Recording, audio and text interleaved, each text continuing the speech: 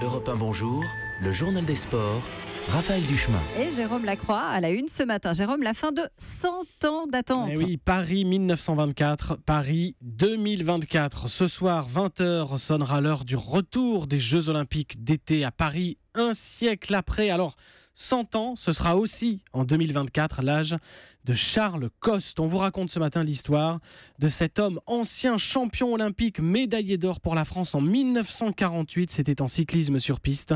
Lui, il attend l'annonce de ce soir avec excitation, mais aussi nostalgie et envie. Il aurait tellement aimé se délester du poids de quelques années pour participer aux Jeux dans son pays. Moi, étant né en 1924, ça serait un truc merveilleux de pouvoir être là encore pour ces Jeux-là. Les Français ne connaissent pas, dans le fond, l'ambiance des Jeux. 1924, c'est très très loin, un siècle. Témoignage recueilli par Cyril de la Morinerie pour Europe 1, annonce officielle juste après 20h. Et vendredi soir, un grand concert célébrera les Jeux à Paris sur la place de l'Hôtel de Ville. Le mot sport du jour. Glouton, comme les trois petits gloutons, titre que vous retrouvez ce matin dans les pages du quotidien L'Équipe. Il qualifie le Brelandas parisien Neymar, Cavani, Mbappé, tous trois buteurs hier soir en Ligue des Champions de football pour un succès du PSG 5-0 à Glasgow sur le terrain du Celtic. Paris et ses coûteuses stars ont montré les muscles. Jamais le club écossais n'avait connu une telle déroute à domicile. Et bien malgré cela,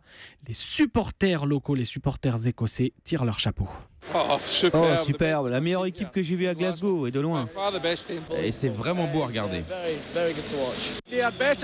Ils sont meilleurs que le FC Barcelone. Neymar, Mbappé, fantastique, ils peuvent gagner la Ligue des Champions.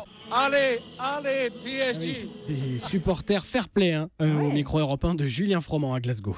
C'était le journal des sports de Jérôme Lacroix. Europe 1.